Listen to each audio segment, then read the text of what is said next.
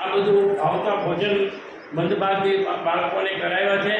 સાથોસાથ આનંદની વાત એ છે કે અમારે ઇન્દોરથી અમારા બેન અને મેહુલભાઈ સોની અત્રે અહીંયા આવ્યા છે, તો એવો પણ અહીંયા હાજર રહ્યા છે।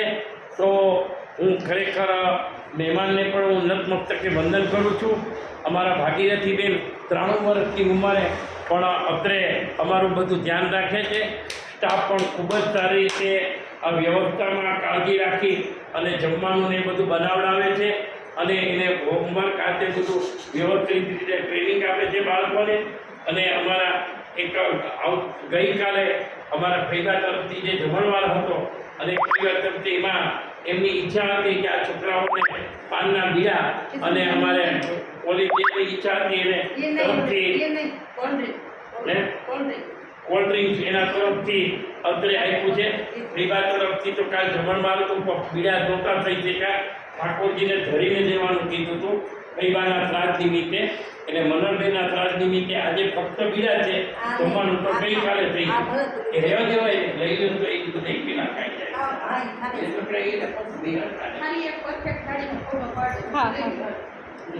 તો પુનઃ હું વિવેકભાઈનો એક તરફ કૃતજ્ઞતાની લાગણી વ્યક્ત કરું છું અને સાથોસાથ મંદબુદ્ધિના બાળકોના આશીષ એમના ઉપર રહે અને એમના ઉપર પરમ કૃપાળુ પરમાત્માની કૃપા રહે અને એના કર્ણરૂપી હાથ સદાય માટે લંબાવતા રહે એવી આજના મંગલ દિવસે હું અભ્યર્થના કરું છું।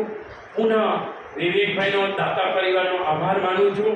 સાથોસાથ એક મોટી જાહેરાત કરવા માગું છું કે આજે આ જ દિવસે અમારા વડીલ એવા કોકિલાબેન મધુભાઈ મહેતા મધુભાઈની તિથિ નિમિત્તે આજે 1 લાખ રૂપિયાનું અનુદાન એને વિડીયોમાં બોલી આપણું ફક્ત એમને દેખાડવા માટે જ આ વિડીયો કર્યો છે। તો એમના તરફથી 1 લાખ રૂપિયાની જાહેરાત થઈ છે અને એનો ચેક પણ આવી ગયો છે અને સાથોસાથ નારાયણગીરી બાપુ અને મૌની બાપુના સેવક તરફથી મુંબઈવાળા એના સેવક તરફથી 1 મહિનાનું કરિયાણાની જાહેરાત હશે, લગભગ 25,000 રૂપિયાના કરિયાણાની જાહેરાત થઈ છે। તો બંનેના તરફ હું એક આભારની લાગણી બંને પરિવાર ઉપર અને નારાયણગીરી બાપુના આશીર્વાદ એના ઉપર, મુનિ બાપુના આશીર્વાદ એ પરિવાર ઉપર તો રહે છે, તો અમારી શાળા ઉપર પણ મંદબુદ્ધિની છાત્રાલય ઉપર રહે એમાં હું આજના પરમ કૃપાળુ પરમાત્માને પ્રાર્થના કરું એના આશીર્વાદ અમારા ઉપર રહે એવી આજના મંગલ દિવસે હું અભ્યર્થના કરું છું। પુનઃ બધાની ઉપર લાગણી વ્યક્ત કરી અને આજનું વ્યક્તિત્વ પૂરું કરું છું। વિવેકભાઈનો આભાર અને સાથોસાથ રાહુલભાઈને હું વિનંતી કરું છું કે પ્રસંગને અનુલક્ષીને પોતાની ભાષામાં બોલશે તો મને બહુ જ ગમશે। તો હિન્દી ભાષામાં आप सुनाइए